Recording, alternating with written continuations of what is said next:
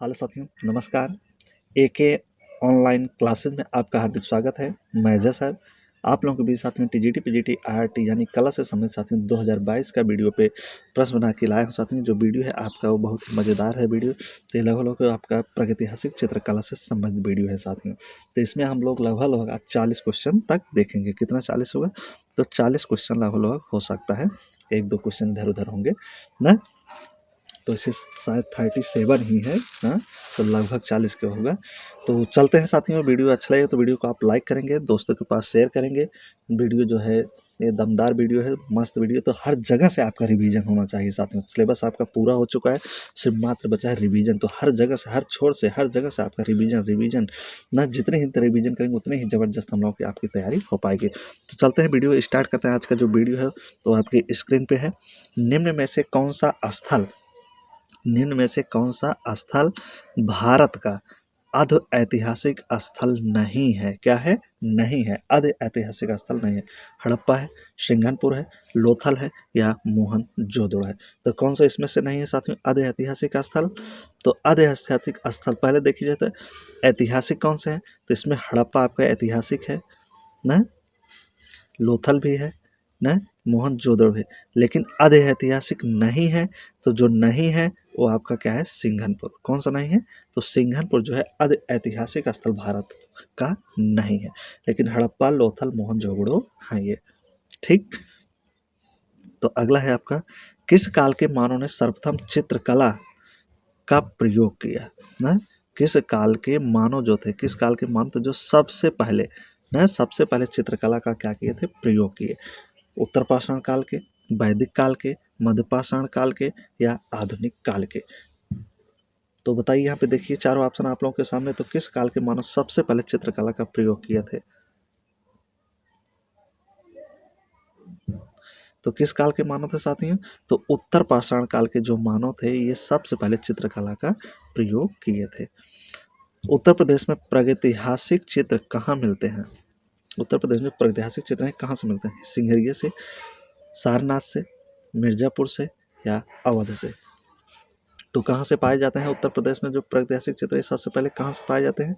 तो ये जो पाए जाते हैं साथियों तो मिर्जापुर से। मिर्जापुर कहाँ है? तो ये उत्तर प्रदेश में है, और उत्तर प्रदेश से ही सबसे पहले मिर्जापुर से प्रागैतिहासिक चित्र आपका पाया जाता है।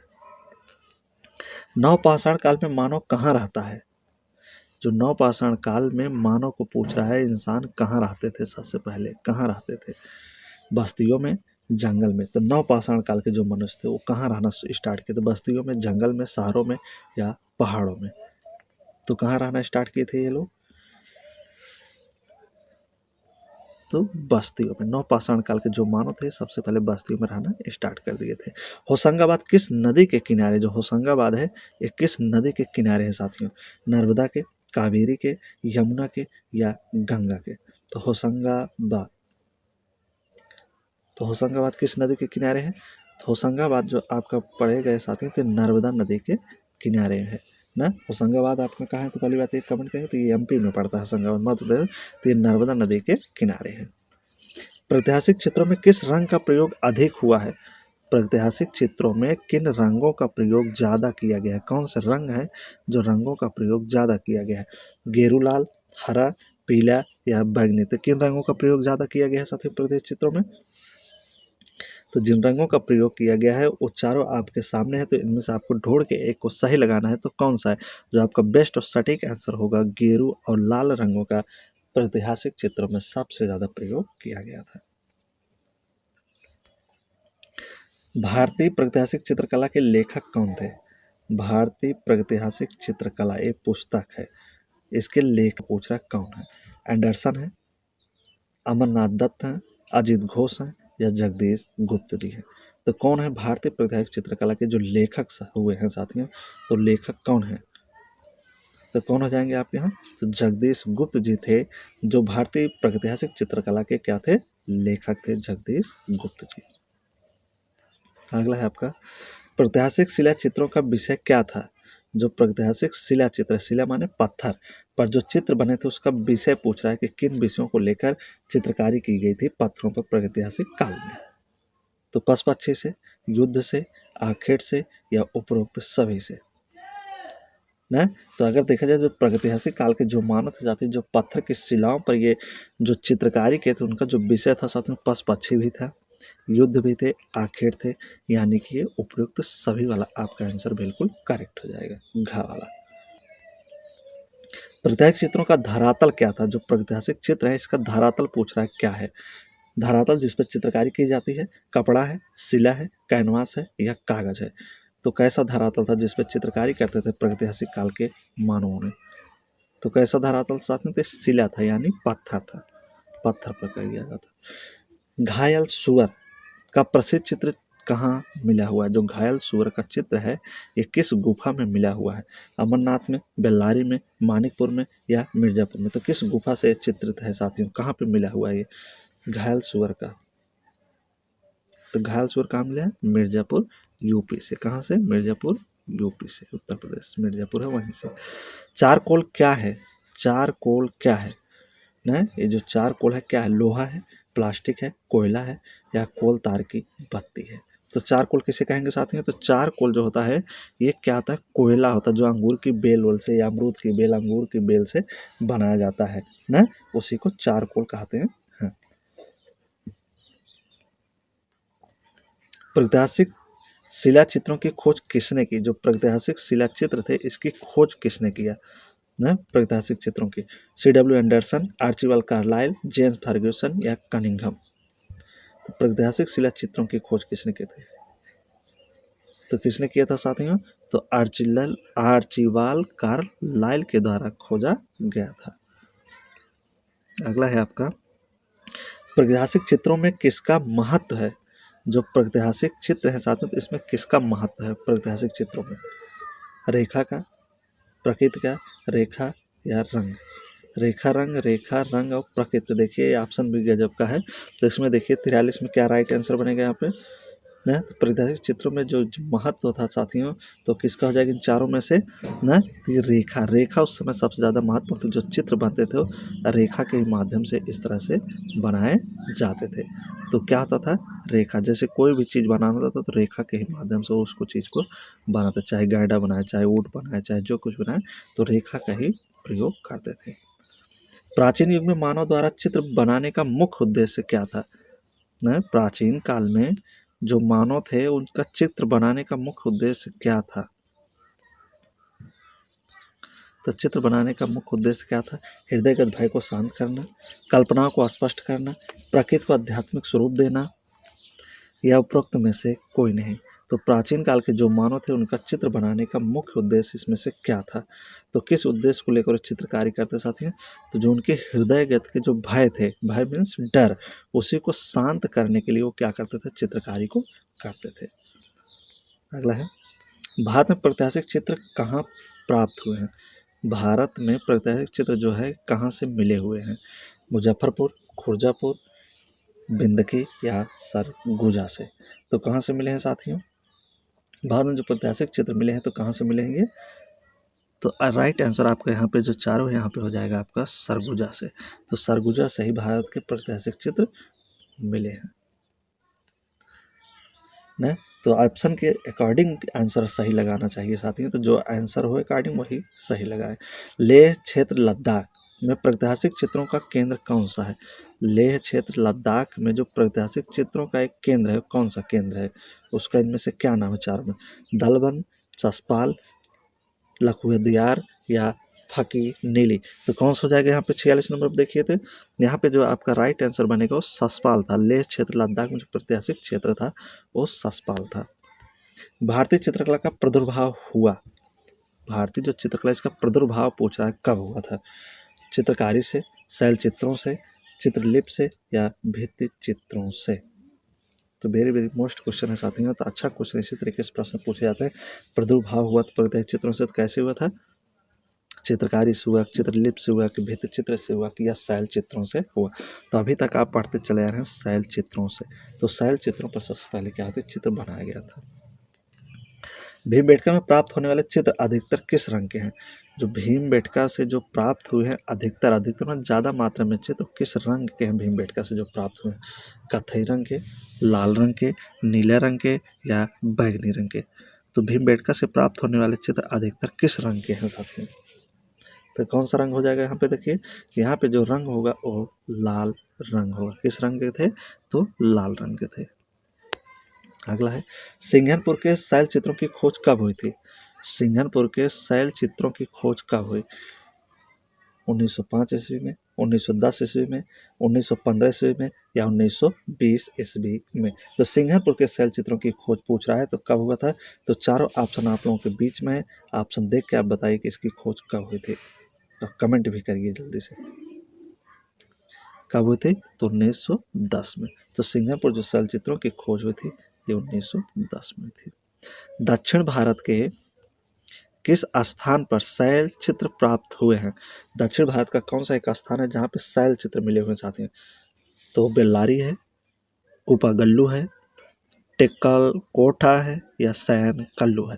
तो दक्षिण भारत में सबसे पहले आपको इसमें से देखना है कौन सा एक स्थान है जो दक्षिण भारत का है जहाँ पर शैल चित्र प्राप्त हुए थे। तो आपका राइट आंसर बन जाएगा। तो क्या बनेगा यहाँ पे दक्षिण भारत का स्थान? तो यहाँ पे बेल्लारी है, नहीं कर्नाटक में है बेल्लारी। तो ये दक्षिण भारत का स्थान है, यहाँ पे शैल चित्र प्राप्त हुए थे। कवच पहने सैनिकों एवं घुड़सवार सेना का उत्कृष्ट अंकन किस जलाशय में हुआ है? तो किस गुफा संख्या में हुआ है? कवच पहने हुए सैनिक हैं और घुड़सवार सेना है। तो भलडरिया में, भीमबेटका में, कांडाकोट में या बसौली में? तो कहाँ से ऐसा चित्र प्राप्त हुआ है? तो कहाँ से प्राप्त हुए इन चारों में से? तो भीमबेटका हो जाएगा राइट आंसर आपका। आदि चित्रकला का उद्गम हुआ है, जो आदि मानव संबंधी जो चित्रकला इसका उद्गम कहाँ से हुआ है? महलों से, दुर्गों से, गुहाओं से या स्तंभों से? तो आदि चित्रकला यानी आदि मानव से संबंधित जो चित्रकला तो उसका प्रादुर्भाव, उसका जन्म, उस पर उद्भव कहाँ हुआ है?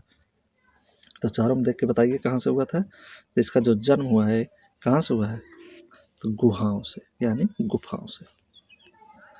सन 1899 ईस्वी में काकबरन का लेख cave drawings in the Kaimur range north west of provinces किस जर्नल में प्रकाशित हुआ है? तो किसकी रचना थी साथियों? किसका लेख था? काकबर्न जी का एक लेख था। Cave drawings in the Kaimur range north west provinces किस जर्नल में प्रकाशित हुआ है? तो देखिए, Journal of Royal Asiatic Society से, कला और कलाकार से, सांडे अरवाजवर से या आकृत से? तो किससे हो जाएगा साथियों? तो इसका जो संबंध होगा किससे होगा? तो ये journal of Royal Asiatic Society से हो जाएगा। चित्रकला का कार्य क्या है? इसमें से चित्रकला का कार्य क्या है पूछ रहा है। कार्य रूप का आभास कराना, किरम काटी है, लिखना है या पोतना है? तो चित्रकला का क्या कार्य है? तो चित्रकला का जो कार्य होता है रूप का आभास कराना। किसी चीज़ का अगर आप फिगर बना रहे हैं तो उसको क्या करना है? उसका आभास कराना है कि हम क्या बना रहे हैं ना। इंसान बना रहे हैं कि पशु बना रहे हैं, पक्षी बना रहे हैं कि फूल बना रहे हैं, तो वो आभास हो सके। ठीक, तो अगला है आपका हाथी घोड़े महिष सांभर जिराफ समूह अश्वधारी अस्त्रधारी अश्वरोही धनुर्धारी आदि क्षेपांकन पद्धति में कहाँ बनाए गए थे? है तो इतनी सारी डाटाएं आपको कहाँ से मिलती हैं? मानिकपुर से, आदमगढ़ होशंगाबाद से, चक्रधरपुर से या मंदसौर से? तो कहाँ से इतनी डाटा मिलती है साथियों? तो ये सब जो डाटा है मिलती है आपकी आदमगढ़ होशंगाबाद से प्राप्त हुई थी। अगला है आपका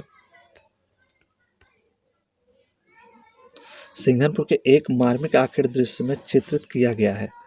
कह रहा है कि सिंघनपुर के एक मार्मिक आखेट दृश्य चित्रित किया है। कहाँ से? घोड़े का आखेट था, हाथी का आखेट था, खरगोश का आखेट था या जंगली सांड को पकड़ने का दृश्य था? तो कहाँ से ये मिला हुआ है साथियों? सिंघनपुर से एक मार्मिक आखेट का दृश्य। तो कहाँ से मिला था मार्मिक आखेट का दृश्य? तो ये जो दृश्य मिला था हमें जंगली सांड को पकड़ने का ही दृश्य मिला था।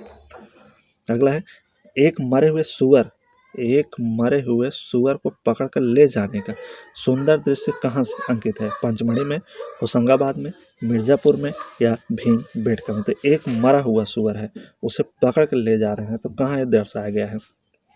कहाँ दर्शाया गया है? तो भीमबेटका में ही ये दृश्य दर्शाया गया है।